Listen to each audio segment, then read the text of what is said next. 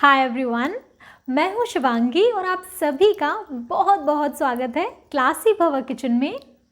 तो फ्रेंड्स, एक अच्छा ओटीजी किसी भी किचन के लिए कंपलसरी होता है, सबसे ज़्यादा एसेंशियल रिक्वायरमेंट्स में से एक होता है। और इसीलिए आज के इस वीडियो में मैं आपसे शेयर करने वाली हूँ अगारो के ग्रैंड 30 लीटर ओटीजी का एक डिटेल्ड रिव्यू और डेमो भी। तो इसीलिए अगर आप ओटीजी के बारे में कुछ भी जानना चाहते हैं या फिर ओटीजी को आपको ऑपरेट कैसे करना है, कैसे उसमें कुकिंग करनी है, ये जानना चाहते हैं, ओटीजी परचेज़ करने से पहले इसके बारे में इन्फॉर्मेशन चाहते हैं, तो ये वीडियो आपके लिए है। इस वीडियो को पूरा ज़रूर देखिएगा। तो चलिए शुरू करते हैं वीडियो। तो फ्रेंड्स, अगारो का ग्रैंड 30 लीटर का ओटीजी कुछ इस तरीके का दिखता है। कॉम्पैक्ट मॉडल है, ब्लैक एंड स्टील इसका कलर है। फिनिशिंग बहुत स्लीक है, बहुत एर्गोनॉमिक है, मतलब बहुत कम स्पेस लेता है। साथ ही अगर मैं वेट की बात करूं तो ये काफ़ी लाइट है। ग्लास डोर है इसका, एकदम ट्रांसपेरेंट, जो भी अंदर कुकिंग हो रही होती है वो सारी आपको दिखाई देती है। और साथ ही है इसका डोर हैंडल, ये कूल टच पैड, मतलब कितनी भी कुकिंग आप कर लो ये ठंडा ही रहता है, होल्ड करना इसको आसान है। साथ ही जब आप इसे ओपन करेंगे ना तो पहले ये 1 ब्रेक लेगा, उसके बाद ये आप कंप्लीटली ओपन कर सकते हैं। मतलब ये नहीं कि खोलते ही पूरा का पूरा नीचे गिर गया। तो गाइज़ अभी आते हैं इसके कंपोनेंट्स पे, यानी कि एक्सेसरीज़ भी आप कह सकते हैं। तो ढेर सारी एक्सेसरीज़ हैं इसकी। तो सबसे पहले आती है ये क्रम ट्रे, जो कि हम डालते हैं ओटीजी के बॉटम में, ताकि जो भी कुकिंग या ग्रिलिंग वगैरह हो रही हो तो उसके जो रेजिड्यूज़ या फिर जो उसके पोर्शंस गिरते हैं ना, वो गंदा ना करें ओटीजी को। फिर इसके साथ में आती है ग्रिलिंग ट्रे। हर तरीके की बेकिंग के लिए, ग्रिलिंग के लिए इस ट्रे का आप इस्तेमाल कर सकते हैं। और आता है इसके साथ बेक पैन। तो कुकीज़ वगैरह बनाने के लिए, बिस्किट, पिज़्ज़ा, पुडिंग वगैरह बनाने के लिए इसका इस्तेमाल किया जाता है। अब इसमें कुकिंग होगी तो ये बहुत गर्म होगी, तो इसको हैंडल करने के लिए इसके साथ में आता है इस तरीके का ट्रे हैंडल, जिससे कि इसको होल्ड करना, पकड़ना बड़ा आसान हो जाता है।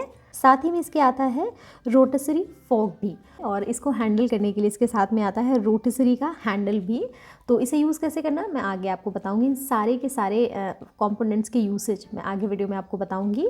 और इसी के साथ में आती है इसकी यूज़र मैनुअल और 1 साल की वारंटी वाला इसका कार्ड भी। और अभी इन सारे कंपोनेंट्स को मैं एक एक करके इस ओटीजी में सेट कर ले रही हूँ। तो गाइस, इस ओटीजी की कैपेसिटी है 30 लीटर्स और 1500 वाट का इसका पावर कंजम्पशन है। साथ ही इसका जो प्लग आता है वो 16 एम्पियर के सॉकेट में फिट होता है। एंड वायर वगैरह इसके काफ़ी स्टर्डी होते हैं। और अभी मैं आपको इनसाइड व्यू दिखा रही हूँ इस ओटीजी का। तो जैसे कि आप देख सकते हैं, बॉटम पे और टॉप पे दोनों जगह दो हीटिंग रॉड्स लगी हुई हैं। इन्हीं से हीट जनरेट होती है।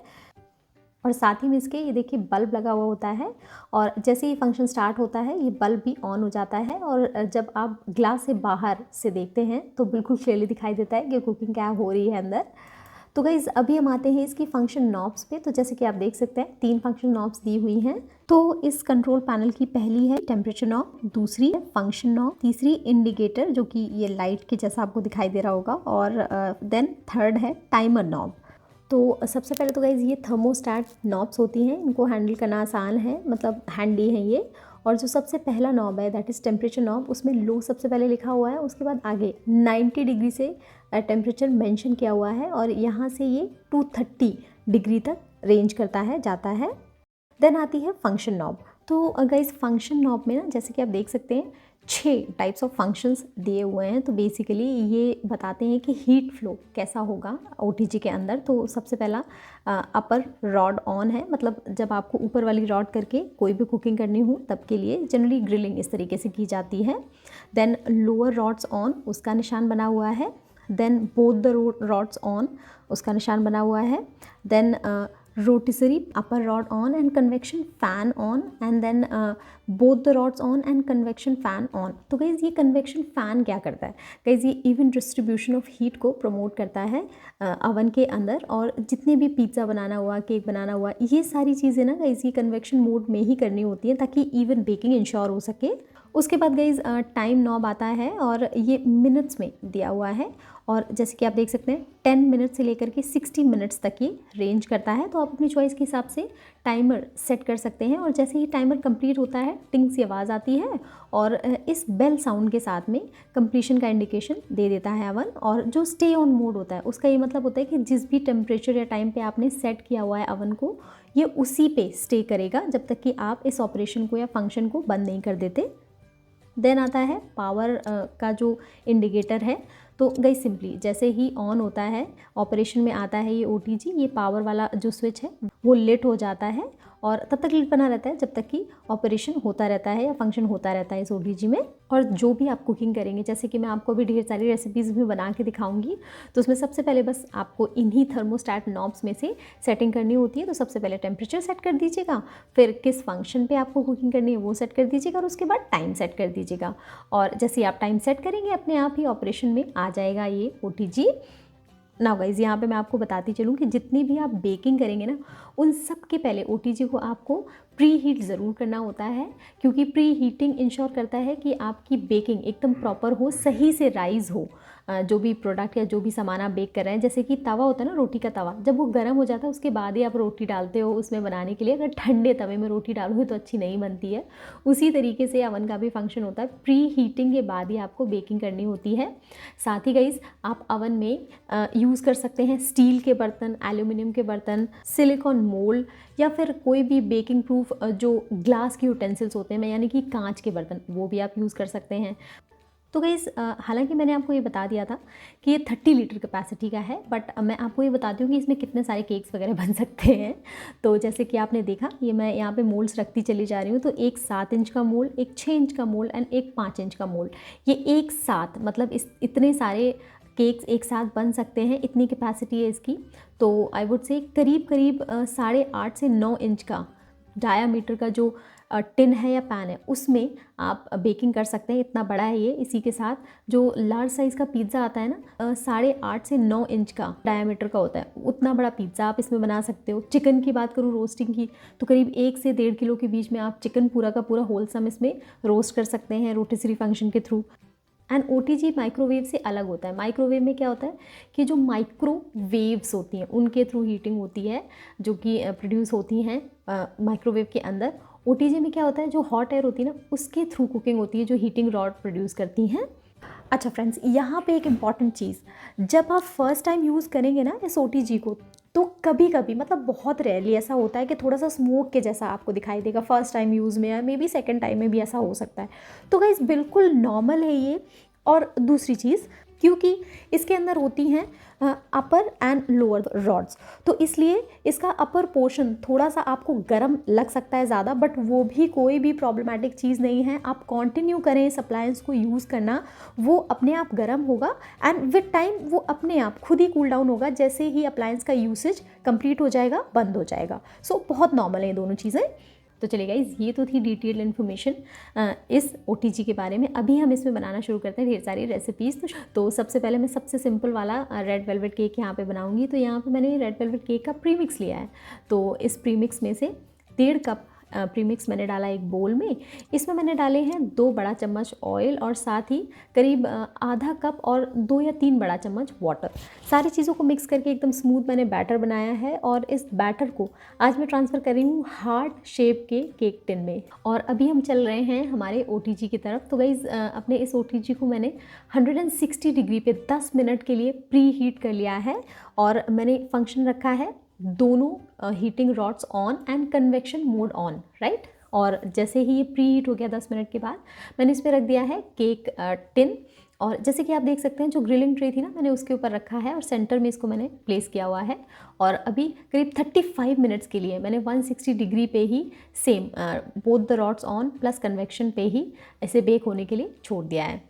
तो गाइज़, ये देखिए करीब 35 मिनट्स हो गए हैं और ये देखिए बिल्कुल परफेक्ट हमारा केक बेक होके तैयार हो चुका है। कितना सुंदर केक बना है, कितना अच्छा राइज़ हुआ है। और इसे अभी हम ठंडा कर लेंगे। और ठंडा करने के बाद जब मैं इसे बाहर निकाल रही हूँ, तो आप देख सकते हैं कितना सॉफ्ट है, कितना स्पॉन्जी है और बहुत ही बढ़िया केक बनके रेडी हुआ है हमारा। चलिए अभी बनाने चलते हैं कैरमल ब्रेड पुडिंग। तो इसके लिए सबसे पहले एक पैन में मैं डाल रही हूँ 3 बड़ा चम्मच शक्कर और मीडियम आंच करके इसको हम सबसे पहले शक्कर को मेल्ट करेंगे, यानी कि कैरामलाइज़ करने वाले हैं हम। और जैसे ही ये कैरामलाइज़ हो जाती है, मतलब इसमें कोई भी शक्कर के दाने नहीं रहने चाहिए और गैस जलना तो बिल्कुल भी नहीं चाहिए। तो इस सुंदर सा जैसे ही कलर आ जाता है, कैरामलाइज़ हो जाता है। 5 इंच का एक केक टिन मैंने लिया हुआ है और इसमें मैंने ये कैरमल डाल के इस केक टिन को रख दिया है अलग। राइट गाइज, अभी हम तैयारी करेंगे बाकी की पुडिंग की। तो सबसे पहले मैंने यहाँ पे लिया हुआ है 3 बड़ा चम्मच कस्टर्ड पाउडर और इसमें मैंने ऐड किया है 1/3 कप दूध। दोनों चीज़ों को मिक्स करके हमने स्मूथ स्लरी के जैसी बना के तैयार कर ली है। ना दूसरी तरफ 5 वाइट ब्रेड के स्लाइसेस मैंने यहाँ पे लिए हुए हैं और इन पाँचों के पाँचों स्लाइसेस की साइड्स को मैंने यानी कि ब्राउन पोर्शन को मैंने कट कर दिया है और उनको रफली तोड़ तोड़ करके हमने ग्राइंडिंग जार में डाला और इसको पीस करके इसका पाउडर के जैसा बना के तैयार कर लिया है। अभी के लिए हम इसको साइड में रख रहे हैं। तो फ्रेंड्स, अभी एक पैन को मैंने गैस पे रखा है मीडियम आंच पे और इसमें मैं डाल रही हूँ करीब 1.5 कप फुल क्रीम मिल्क और साथ ही में मैंने इसमें डाली है आधा कप शक्कर भी और दूध और शक्कर को मिक्स किया हमने और अभी हमने इसको उबाल आने दिया है। तो गाइस ये देखिए बिल्कुल अच्छा सा उबाल आ गया है। फिर मैंने 2 मिनट तक इसको और पकाया है। इसके बाद में जो कस्टर्ड की स्लरी हमने बना के रखी थी ना, उसको हमने डाल दिया है इस उबलते हुए मिल्क में और आप देखेंगे 2-3 मिनट के अंदर कितना गाढ़ा सा मिक्सचर ये हो गया है। और इस स्टेज पे गैस को एकदम धीमा करके जो हमने ब्रेड बना के रखी थी पीस करके, उसको मैंने ट्रांसफ़र कर दिया है इसी पैन में। सारी चीज़ों को अच्छे से मिक्स करेंगे और 2 मिनट तक थोड़ा सा और इसे एक सार होने देंगे। उसके बाद मैंने गैस बंद कर दी है और जो ये हमारा थिक मिक्सचर सा बन के रेडी हुआ है उसको जा करके हमें ट्रांसफ़र कर लेना है हमारे कैरमल वाले केक टिन में। इसको थोड़ा सा बराबर किया हमने और उसके बाद में एक silver foil, in fact aluminium foil जो होती है, उसको ले जा करके कवर कर दिया है केक टिन को और रैप करके सेट करके एक साइड रख दिया।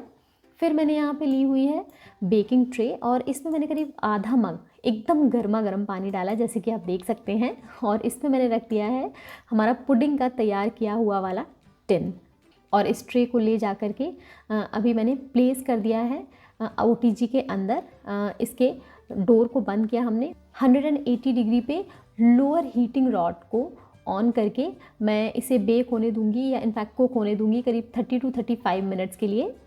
तो करीब 35 मिनट्स के बाद हम जब देखेंगे तो ये पुडिंग बन चुकी होगी। तो हम इस बेकिंग ट्रे को बाहर निकालेंगे और ये बराबर टेम्परेचर के पानी में अभी तक स्टीम हो चुकी है। तो गाइस अभी आपको इसे नहीं खोलना है, इसको आप थोड़ी देर के लिए बाहर रख दीजिए ताकि हल्का सा रूम टेम्परेचर पे आ जाए और उसके बाद में आप करीब 1.5 से 2 घंटे के लिए फ्रिज में इसे ठंडा होने के लिए रख दीजिए। उसके बाद हम इसे ओपन करेंगे। तो गाइस करीब 2 घंटे के बाद मैं इस पुडिंग को फ्रिज से निकाल करके लेकर के आई हूँ और फिर नाइफ़ की हेल्प से इसके साइज़ को अलग करके इसे एक प्लेट में हमने निकाला है उल्टा करके। And look at this friends, एकदम परफेक्ट कैरमल ब्रेड पुडिंग हमारी बनके रेडी हो चुकी है। बहुत ही टेस्टी पुडिंग लग रही है गाइस, जैसे कि आप देख सकते हैं। तो अभी मैं आपको इसका एक स्लाइस कट करके दिखाती हूँ एंड एब्सोल्युटली परफेक्ट, मतलब इतना सॉफ्ट, इतना मॉइस्ट और बहुत ही डिलिशियस ये पुडिंग बनके रेडी हुई है। तो गाइस मैंने तो खाना भी शुरू कर दिया है, लेकिन अभी हमारी और रेसिपी बची हुई है। तो अभी चिकन टिक्का बनाने के लिए मैंने करीब 350 ग्राम चिकन के पीसेस लिए हुए हैं मीडियम साइज़ के और इनको अच्छे से वॉश करके मैंने एक तरफ रखा हुआ है। फिर एक मिक्सिंग बोल में मैंने 2 बड़ा चम्मच भुना हुआ बेसन डाला है, ड्राई रोस्टेड बेसन है ये। उसके बाद एक प्लेट में मैंने ली हुई है ये देखिए आधा चम्मच हल्दी, आधा चम्मच अजवाइन, देन आधा चम्मच लाल मिर्ची का पाउडर एंड 1 चम्मच धनिया का पाउडर एंड सॉल्ट यानी कि नमक टेस्ट के हिसाब से। इसमें हम डाल रहे हैं करीब 1 चम्मच अदरक लहसुन का पेस्ट, करीब 1 चम्मच चाट मसाला।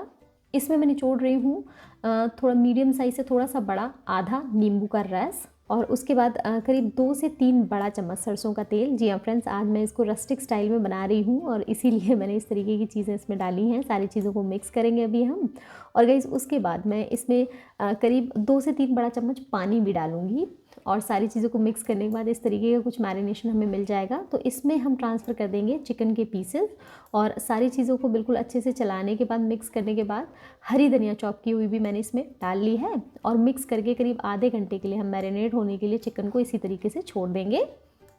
आधे घंटे के बाद चिकन अच्छे से मैरिनेट हो चुका है और गाइस रोटिसरी रॉड यानी कि जो स्क्यूअर है ना, उसके साइड्स के नट्स को अलग करके मैंने इसमें चिकन के पीसेस सेट कर लिए हैं। वापस नट को मैंने सेट कर लिया है।